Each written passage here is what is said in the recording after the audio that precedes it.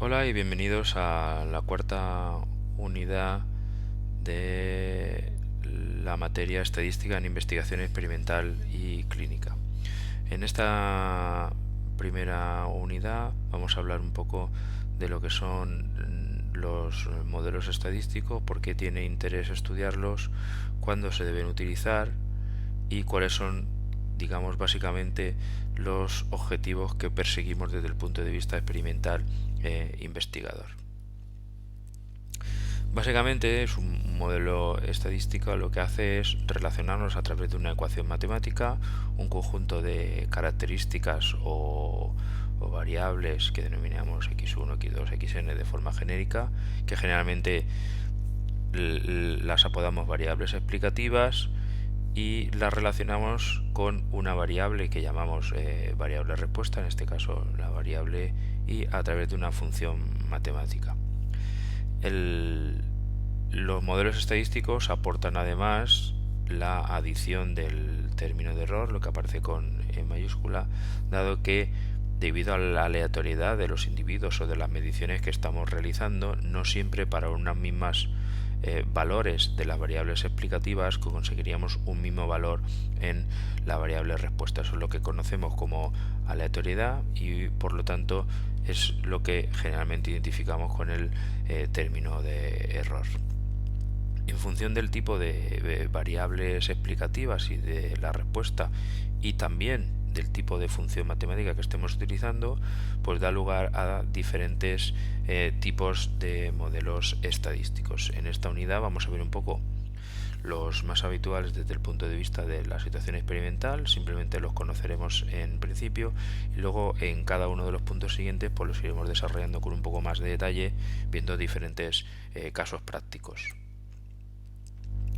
Lo primero que hay que hacer antes de plantearse un modelo estadístico es realizar un estudio descriptivo de las variables que estén involucradas. Este apartado ya lo hemos visto en las unidades anteriores de esta misma materia, y un aspecto bastante importante es realizar un análisis gráfico de lo que consideramos que es la variable respuesta con respecto a las variables que consideramos explicativas, es decir, aquellas que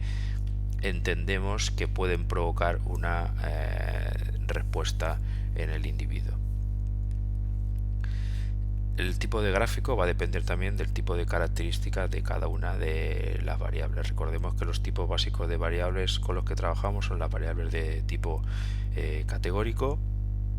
que tienen un número finito de respuestas, o son también denominadas variables de clasificación, es decir, que un sujeto se clasifica en una de las categorías de esa variable, y las variables de tipo numérico, que lo que hacen básicamente es recoger valores numéricos de una variable de interés. En cuanto a los modelos básicos experimentales que los que nos podemos encontrar, pues el más habitual que aparece siempre en primer lugar es el modelo de regresión lineal simple, cuyo objetivo principal es estudiar el comportamiento de una variable respecto de otra a través de un modelo matemático, donde en este caso la función que relaciona ambas variables es de tipo lineal, es decir, es a través de la ecuación de una recta. En este caso la respuesta tiene que ser de tipo cuantitativo, la variable explicativa también tiene que ser de tipo cuantitativo, y el análisis previo se basa principalmente en un análisis para el estudio de la correlación, de la asociación entre una variable y otra, es decir, ver si tiene sentido que el comportamiento de la explicativa nos modifique el comportamiento de la respuesta, y sobre todo lo que denominamos un gráfico de dispersión para ver la relación entre una y otra. A continuación del modelo de regresión lineal simple, pues veremos el modelo de regresión lineal múltiple. En este caso pretendemos estudiar el comportamiento de una variable, pero no respecto de una única variable, sino respecto de un conjunto de variables diferentes. Esto también se hace a través de una ecuación con un modelo lineal, como si fuera una ecuación lineal pero con muchas variables. La respuesta en este caso sigue siendo de tipo cuantitativo, las variables vienen a ser también de tipo cuantitativo, y como antes hay que hacer un análisis de correlación y gráficos de dispersión. Los modelos ANOVA, que son muy habituales en el ámbito experimental, lo que pretenden es comparar el comportamiento de una respuesta con respecto a otra que es de tipo clasificatorio, o lo que denominamos generalmente de tipo categórico. Es decir, básicamente lo que queremos es comparar el comportamiento medio de una con respecto de otras.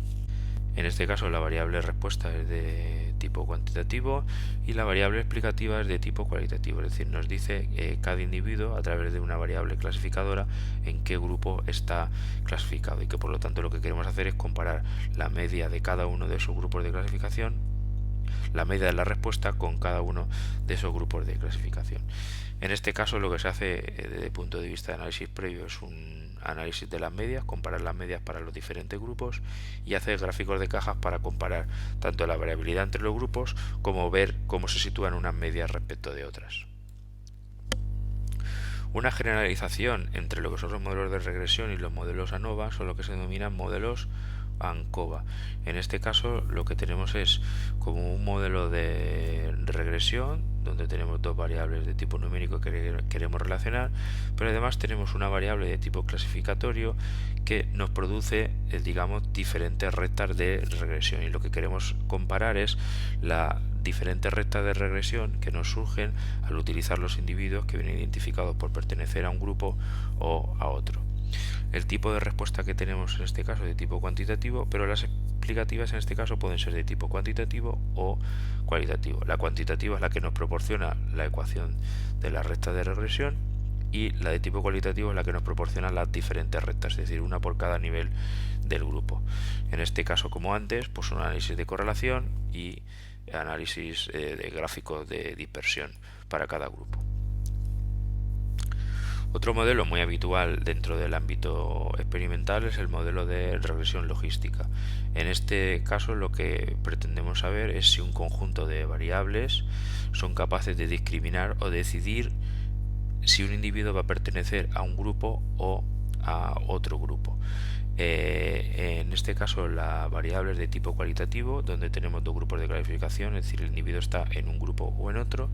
y las variables explicativas pueden ser tanto de tipo cuantitativo como de tipo cualitativo.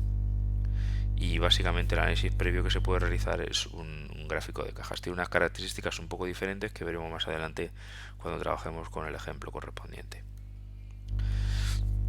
También vamos a ver lo que se denomina modelos de supervivencia, es decir, determinar la supervivencia de un conjunto de individuos con respecto a un conjunto de variables, es decir, cuánto tiempo se estima que los individuos de un grupo van a vivir con respecto a otro en función de las características registradas. En este caso la respuesta es una variable de tipo numérico, y concretamente lo que debe medir es el tiempo de supervivencia de los individuos. Ya hablaremos cuando estudiemos estos modelos específicamente sobre un concepto muy importante en este caso, que es lo que llamamos la censura. Necesitamos también una variable de estado que nos indica, como aquí decimos, si el sujeto está vivo al finalizar el estudio o no, es lo que denominamos censura. Y el tipo de variables explicativas con las que vamos a usar son de tipo cuantitativo o cualitativo. El análisis previo, antes de modelos un poco más complejos, es lo que se conoce como los gráficos de supervivencia o curvas de Kaplan-Meier.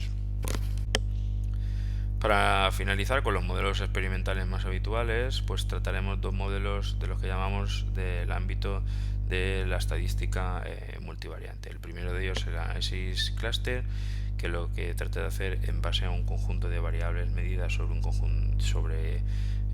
diferentes sujetos, pues obtener,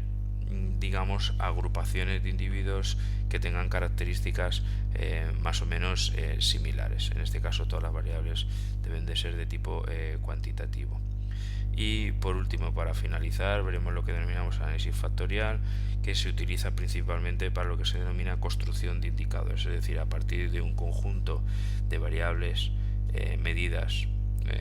sobre un grupo de sujetos, pues tratar de construir un indicador que nos refleje la puntuación de cada uno de los individuos respecto de todas las variables, y tratando de recoger la mayor cantidad de variabilidad